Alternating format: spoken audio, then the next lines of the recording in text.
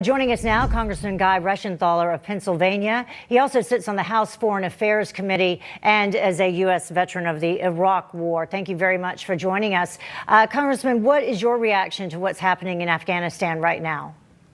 First, thanks for having me on. Always appreciate it. And I'm horrified with what I'm seeing going on in Afghanistan. I think that anytime America withdraws, anytime we sit down, anytime we retreat, we leave a power vacuum. That power vacuum is normally filled by bad actors. And we saw this when we pulled out of Vietnam with the killing fields in Cambodia, with the Vietnamese slaughtering our allies in Vietnam.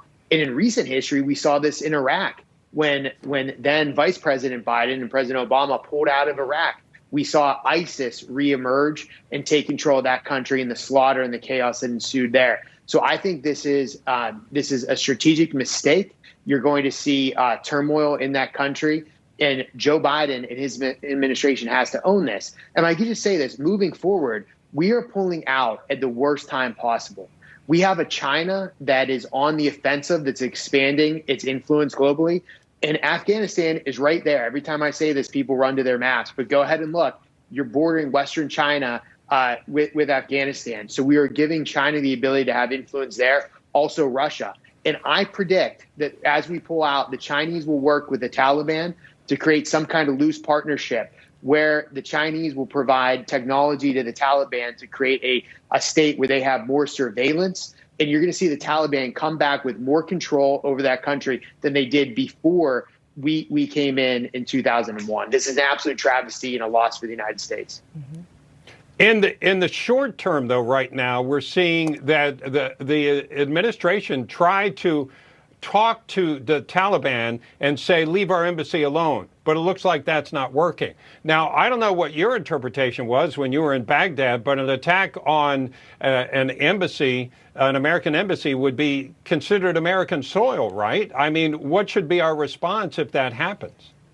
Well, absolutely. Last time I checked, we don't negotiate with terrorists, and the United States should never pay blackmail. And this, to me, seems like we are paying blackmail. Remember what President Trump did when the Iranians and the Shia militia in Iraq were targeting our embassy in Baghdad? He took out Soleimani. He retaliated. Joe Biden, in his weakness, his vacillation, is encouraging the Taliban to then threaten the U.S. embassy in Afghanistan. And the fact that the Biden administration is making overtures saying, don't attack our embassy, we will pay you when you come, when you take control of this country. It sounds to me like capitulation and the paying of blackmail to really what in essence is a terrorist organization. And if I can just say this too, we somehow forget about the atrocities of the Taliban.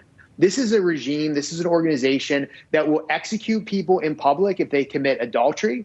They'll amputate limbs for people accused of stealing. These are the people that keep women out of school. This is an atrocious regime that has a horrible history of human rights violation. How quickly the Democrats and liberals forget this. And these are the people we're leaving this country to. This is appalling. America's interests are not being served. And let me just say this too. We are still in Japan. We are still in Germany. We're still in Korea. We have the ability to strike other nations. We have the ability to project power abroad because we are forward based. We are now leaving this critical moment when China is on the rise. Again, it's a total blunder. Yeah, and where did the blunder happen to begin with? Because we do know that under the Trump administration, the plan was in place to pull troops out of Afghanistan, in fact, earlier. So what went wrong? So you can pull out. However, we still needed to have Bagram Air Base. The fact that we gave up Bagram Air Base is appalling. We also were going to pull out, but still have the ability to aid our allies in Afghanistan. It was a conditional withdrawal, and it was also a withdrawal where we still would have held an air base to support ourselves and to support intel operations there. This is sloppy. This is just closing the door, turning out the lights, and saying good luck to our allies. Mm-hmm. Actually, Congressman, we have the State Department responding to all of this now live, so we're going to take that and listen in just a moment.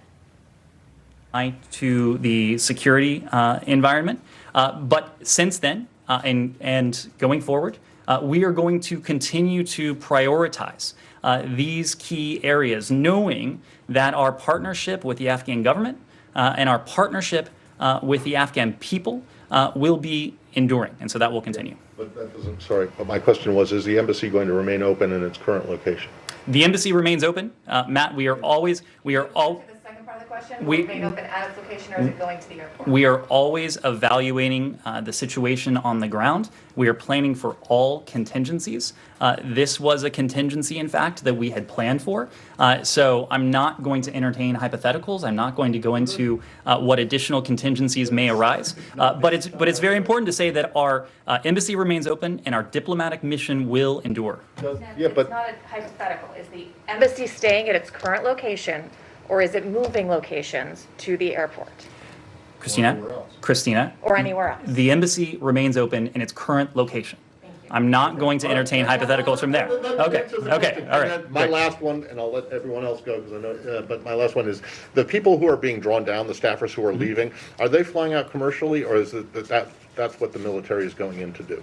Well, to take them out. The military will be there to help effect an orderly and a safe reduction in our personnel. I do expect that the military will help with these relocation operations. But as we know, Hamid Karzai International Airport does remain open. Commercial flights continue to take off and land at the airport. So the military is not the only way in or out of Afghanistan. The situation is such, though, that you don't think that these people are safe getting out of the country on a commercial flight?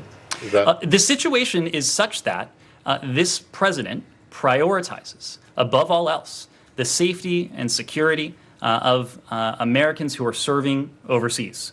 As I've said, we have planned for any number of contingencies with an eye towards the deteriorating security situation.